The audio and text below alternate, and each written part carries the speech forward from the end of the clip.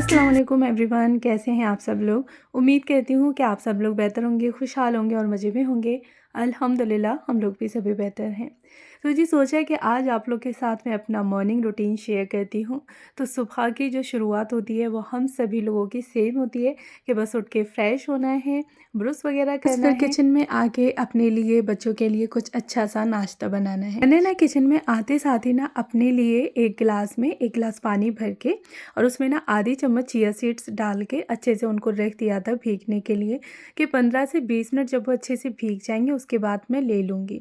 तो अभी इस टाइम पे ना मैं कुछ नई आदतें थोड़ा एडॉप्ट कर रही हूँ ना लाइफ में कुछ हेल्दी हो सके और साथ ही ना फिर हमें डेली रूटीन से हट के, यानी कि हम लोग डेली ही घर के खाने तो खाते हैं लेकिन थोड़ा सा कुछ हेल्दी फूड्स भी हमें डेली लाइफ में अपने इंक्लूड ज़रूर करना चाहिए।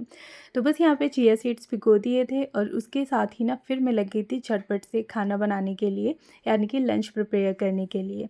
तो मैं ना कोशिश करती हूँ कि सुबह के टाइम पे ही ना अपना जो लंच है वो नाश्ते के साथ साथ बना के रख दूँ, फिर मुझे दिन में बिल्कुल भी टेंशन नहीं रहती है। मेरे पास ना कभी कुछ लोगों के मैसेज या फिर कमेंट बॉक्स में उनके कमेंट आते हैं कि आपका ना सेम सा रूटीन रहता है, यानी कि आपके जो ब्लॉग हैं वो सेम होते हैं।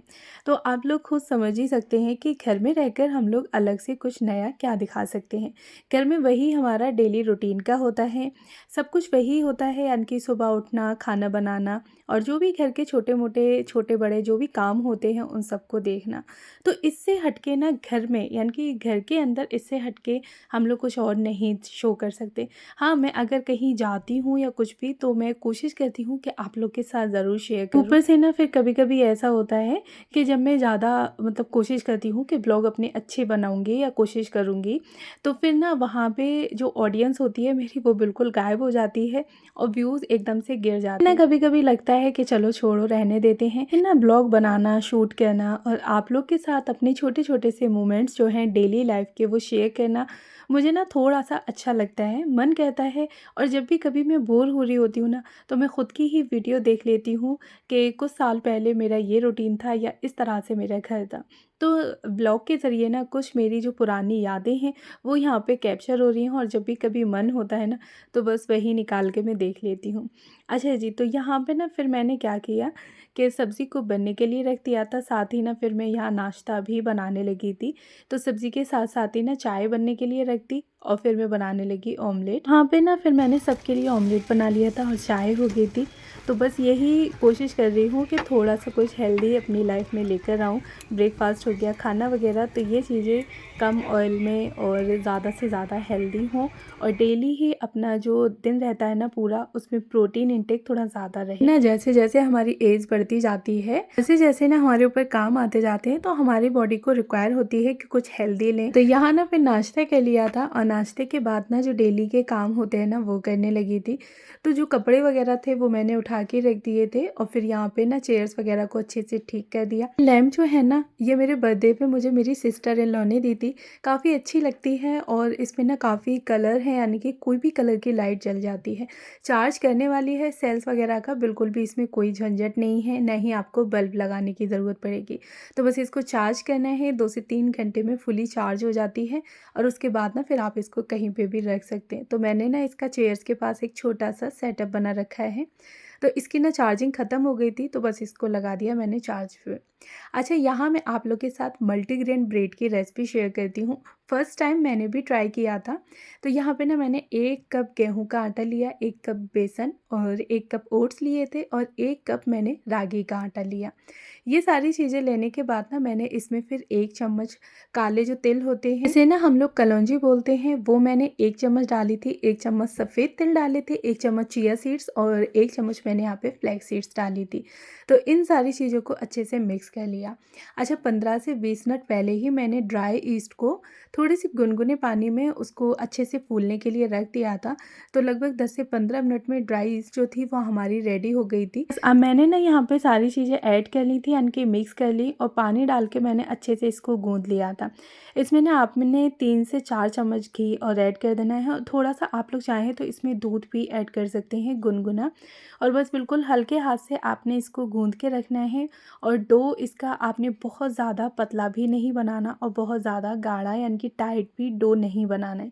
तो मैंने ना यहाँ पे एकदम मीडियम साइज़ का डो बना के रख लिया था, थोड़ा-सा पतला किया था क्योंकि इसमें ओट्स मिले हुए हैं और रागी का आटा मिला हुआ है, तो ये बाद में आटा एकदम अच्छे तरीके से टाइट हो जाएगा और बढ़िया से इसमें हमने ईस्ट डाली है ना, तो फूल जाएगा काफ़ी अच्छे तरीके से। लेकिन आपने ना ये ध्यान रखना है कि जब भी आप ये डो बना रहे हैं, तो कम से कम 2 से 3 घंटे या 4 घंटे के लिए आपने इसको रख देना है, जिससे कि ये अच्छे तरीके से यानी कि जो हमने ईस्ट डालनी है ना, वो वर्क कर जाए और आटा हमारा अच्छे तरीके से फूल जाए, दुगना हो जाए। लास्ट में ना मैंने इसमें थोड़ा-सा यानी कि 2 चम्मच घी और लगा दिया था इसके ऊपर, जिससे कि ये ऊपर का जो परत है वो सूखे ना, और ढक के इसको रख दिया था 1 से डेढ़ घंटे के लिए। अगर आपके पास टाइम कम है, आपको जल्दी है, तो कम से कम 1 घंटा तो आपने ज़रूर रखना है। उसके बाद ना फिर मैं यहाँ प्रेस करने के लिए आ गई थी कि जो भी कपड़े थे तो चलो फिर लगे हाथ में प्रेस करके रख देती हूँ। इसी के साथ-साथ ही ना मेरे बहुत सारे ऐसे काम थे जो कि मैं कैमरा ऑफ करके भी करती जा रही थी, क्योंकि घर के ना हमारे छोटे-बड़े बहुत सारे काम होते हैं और कुछ काम तो हमारे ऐसे निकल आते हैं जो कि शायद हमने सोचे भी नहीं होते कि हमें ये काम करने हैं।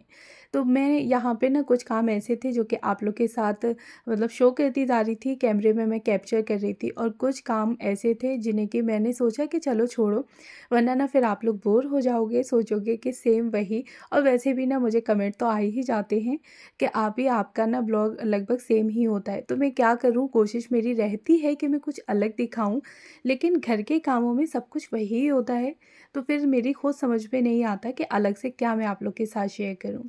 अगर आप लोगों को कोई आइडिया हो तो मुझे कमेंट करके बताइएगा ज़रूर। उस टाइम के लिए ना अगर मैं गायब हो जाती हूँ यानी कि अपनी वीडियो वगैरह अपलोड ना करूँ, तो मुझे कमेंट आने लगते हैं कुछ लोगों के, और जब मैं रेगुलर होती हूँ तो पता नहीं मेरी ऑडियंस कहाँ चली जाती है।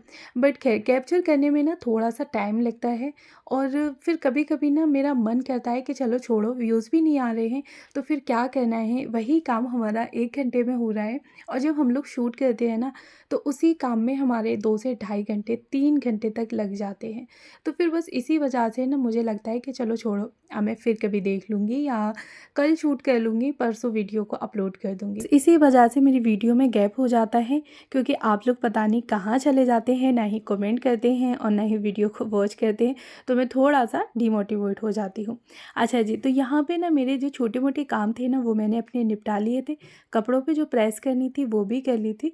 तो यहाँ पे ना मैंने आटे को अपने 1 घंटा रखा था, लेकिन आप लोगों को ना ज़्यादा रखना है। यहाँ पे मैंने टाइमिंग कम दी थी आटे को, तो फिर मेरे से ना थोड़ी-सी मिस्टेक हो गई थी। लेकिन आप लोग अच्छी खासी इसको टाइमिंग दीजिएगा, 2 से 3 घंटे या 4 घंटे तक।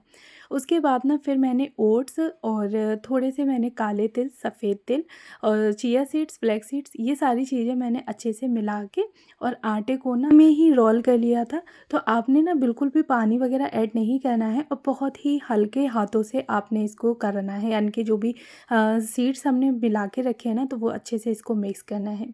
थोड़ा सा घी लगाना है और बहुत ही हल्के हाथों से आपने इस तरह से रोल करते जाना है। और जिस मोल्ड में भी आप लोग रखने वाले हैं, उस मोल्ड में ना अच्छे से ऑयलिंग वगैरह कर लें, जिससे कि लगे ना। और फिर इस मोल्ड में रखने के बाद भी आपने 1 घंटा या 2 घंटे और इसको टाइम देना है, जिससे कि ये और अच्छे तरीके से सेट हो सके, बढ़िया तरीके से। तो मैंने ना यहाँ पे टाइम कम दिया था, तो बस इसी वजह से ब्रेड जो है वो एकदम से फ्लफ़ी नहीं हुए थे। और फिर लास्ट में ना मुझसे एक मिस्टेक और हो गई कि मैं यहाँ पे इसको बेक करने के लिए छोड़ गई थी और अंदर जाके बच्चों को पढ़ाने लगी थी, दानिन को खाना खिला रही थी। तो मेरे ना बिल्कुल दिमाग से उतर गया कि यहाँ पे मैं अपने जो ब्रेड हैं उनको बेक होने के लिए रख आई हूँ। तो मुझसे ये सबसे बड़ी मिस्टेक हुई थी और थोड़ा ज़्यादा टाइम चला गया। आपने ना बेक करने के लिए इसको सिर्फ 25 मिनट यानी कि 20 से 25 मिनट देने हैं। उसके बाद आपने इसको चेक कर लेना है। अच्छा, मेरा टाइम बहुत ज़्यादा हो गया था, जिसकी वजह से ब्रेड मेरे नीचे से थोड़े से जल गए थे। अच्छा, यहाँ पे ना फिर मैंने दूध को भी जमा दिया था कि शाम के टाइम में मैं अपना कुछ दही का खाने में बना लूँगी, यानी कि रायता वगैरह या कच्ची कड़ी, तो जो भी मुझे ठीक लगेगा उस टाइम पे। तो यहाँ पे दूध को गर्म किया और सिरेमिक के बाउल में मैंने रख दिया था इसको जमने के लिए।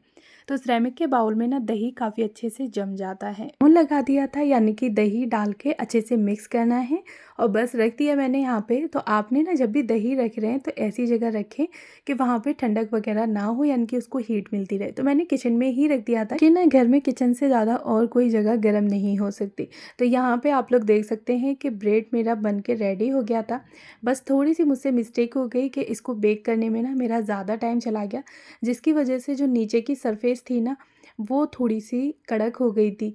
तो बस आपने ना टाइम का ध्यान रखना है। आप लोग अपने टाइमर सेट कर लें, जिससे कि अगर आप किसी काम में लग गए हैं तो वहाँ पे आपको ध्यान रहे। ये हमारे घर के बने मल्टीग्रेन ब्रेड तैयार हो गए।